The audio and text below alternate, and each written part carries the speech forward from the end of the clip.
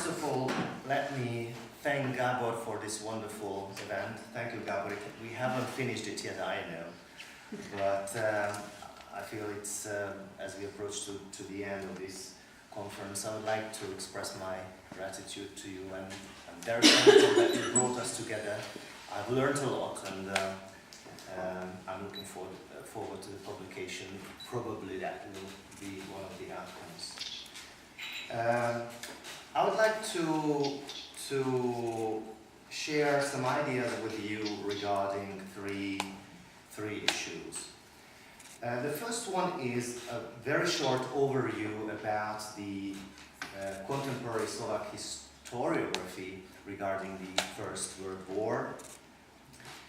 Secondly, I would like to pick up some points Slavka has just mentioned, and I do not want to repeat her wonderful ideas, but probably we could give the audience some specific examples how it worked in the schoolbook practice. And thirdly, I would like to show you a series of photographs about, I think, a very successful story of a revitalization of a prisoners of war's cemetery in my hometown.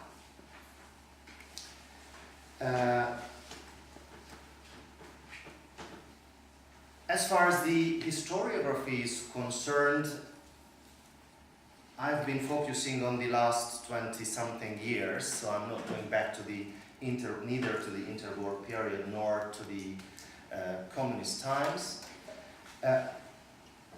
Let make a clear statement that the Great War, the First World War, has not been particularly well represented in the history research in Slovakia.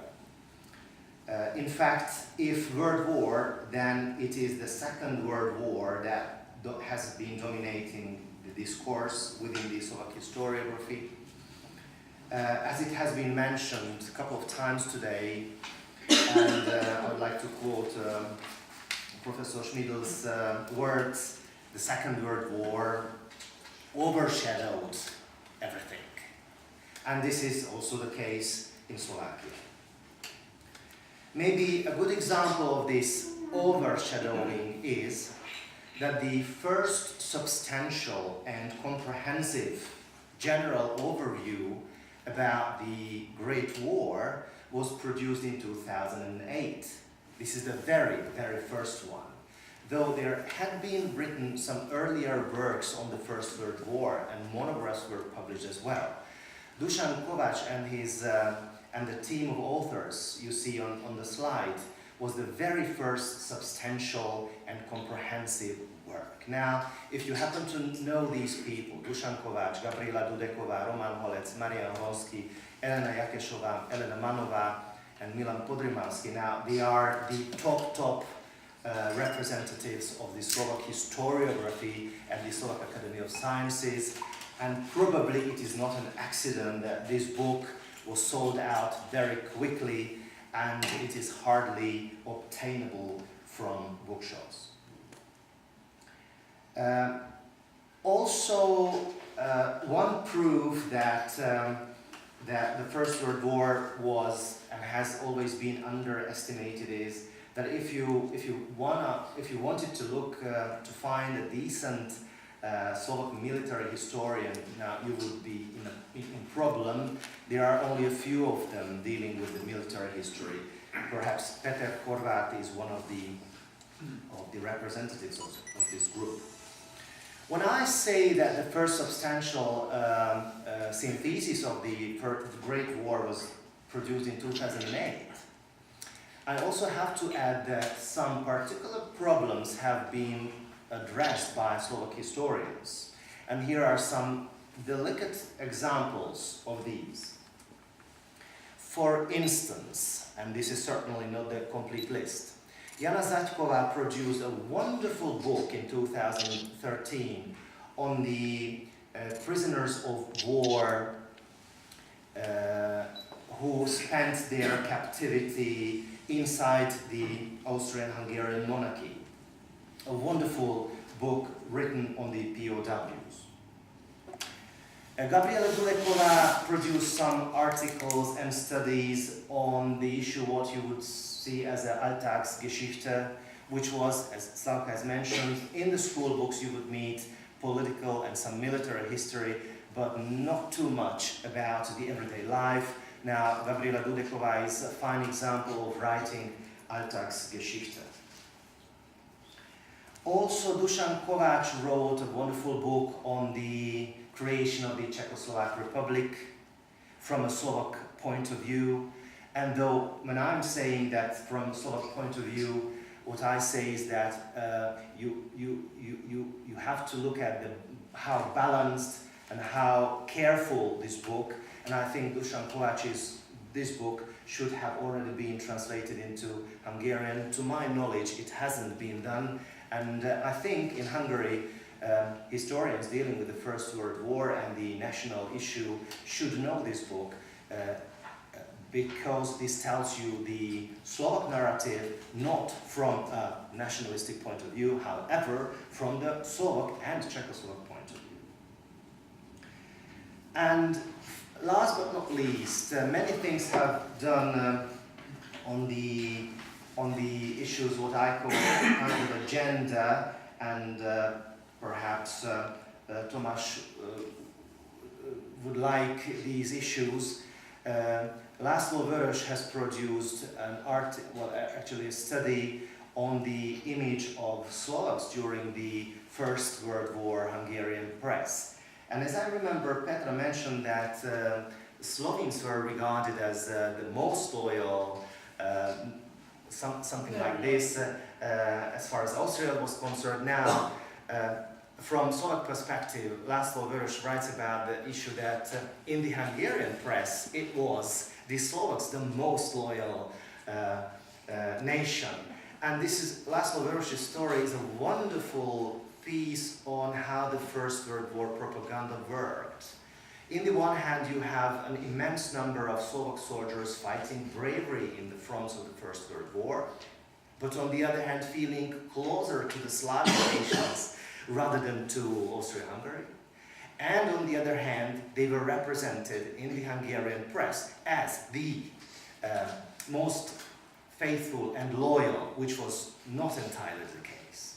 So it's a wonderful piece. And my last point regarding the historiography is that what Slavka has just told us on the character of the Slovak historiography. And also Ivan was speaking about, as far as the Croatia was concerned, that Slovak historiography has to be dealt with in its own context, and the Slovak historiography has been for a very long time an integral part of other national discourses. And here I would like to quote Alica Kurhajcová, and she says, quote, "In essence, the contemporary Slovak historical memory has been created as it has isolated itself from Austria-Hungarian, Czechoslovak, and Central European context." So here we see the effort of the Slovak historiography to establish and maintain its national independence, and the First World War has to be dealt with in this context as well. And just to round up this first part of my thesis, though the first substantial work was written in 2008, I think the Slovak historiography is a very good one as far as the memory is concerned. The research of the historical memory, the transition of the historical memory, and especially the research of historical symbols, myths, traditions or notions, and including your research, Stanka, the prejudices, it has done a great progress, and I can refer to some names like but first of all, I would like to refer to Slavka Očenášová, also Eva Kovalská, Gabriela Kilianová, Juraj Podoba, Olga Danglová, Eva Krekovičová. They have produced wonderful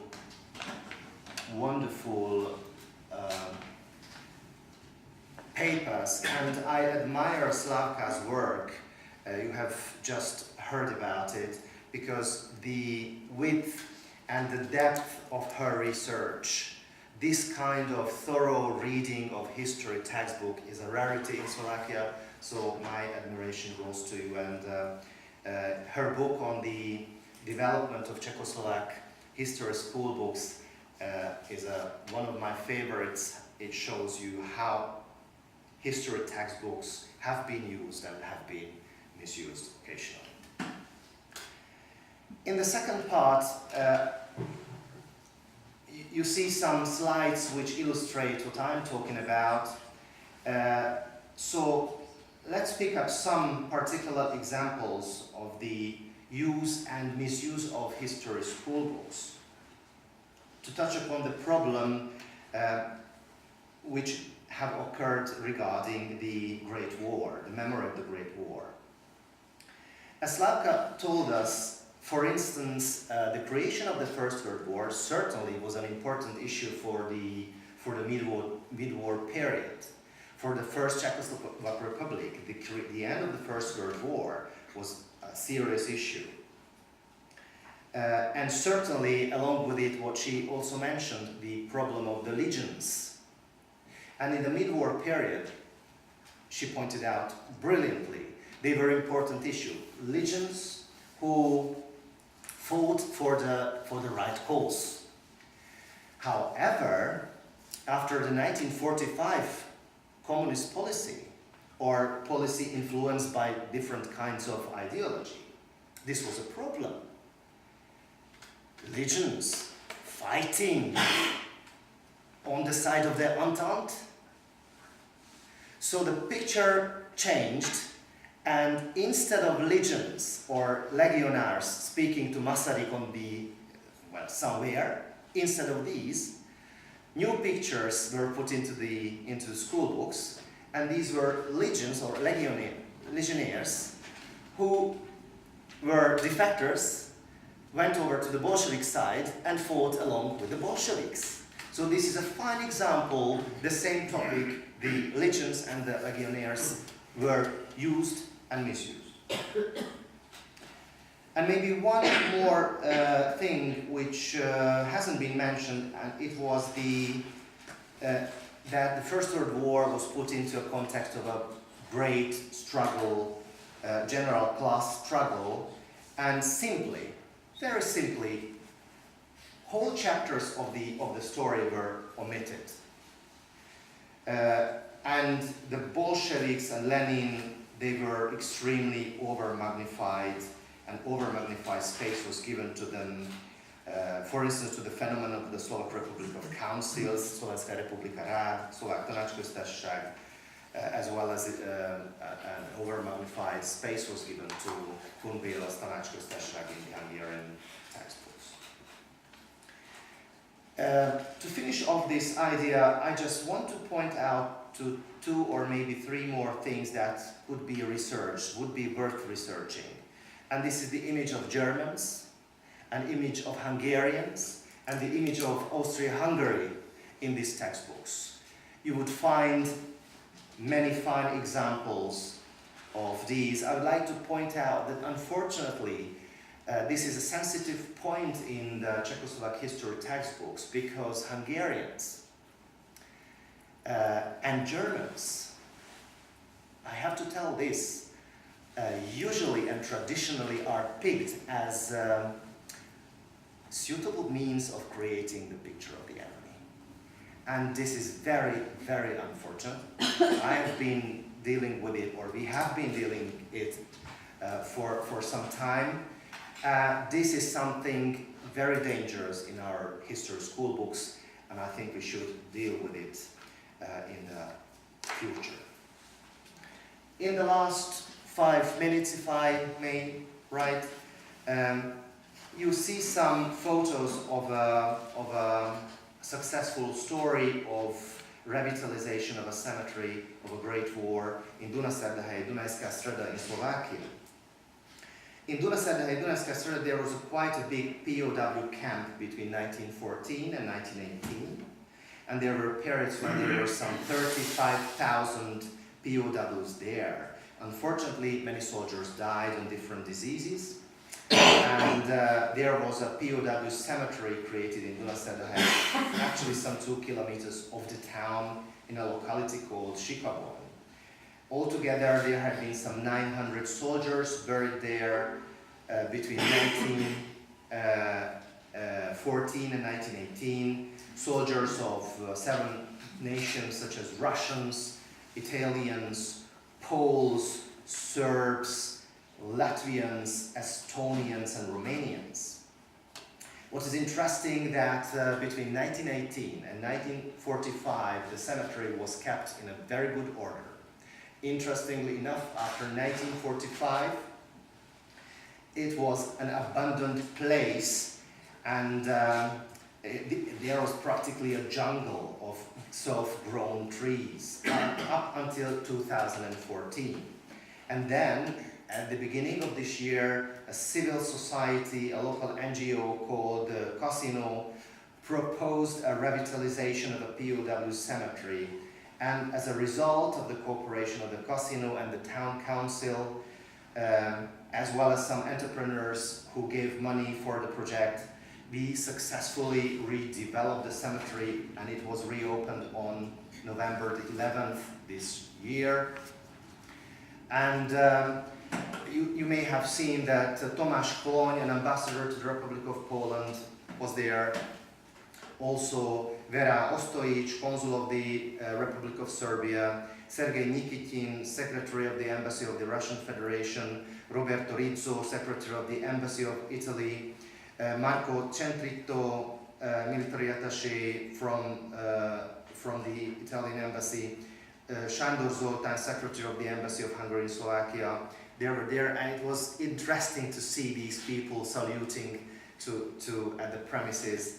It was fascinating indeed, having seen them coming together. And last words, what I'm especially very, very glad that I think it was indeed a case study of a good practice in today's Slovakia. Among others, this civil activity responds and resonates to the public call which was made within the framework of the EU's Europe for Citizens program, which encourages active civil or civic engagement with social memory of the Great War. And I think our effort shows, among others, how social memory evolves, how it develops, and how it can direct it toward a good and a noble direction. And I wish it could help to build a regional Central European memory of the Great War, perhaps in the future. Thank you very much for your attention.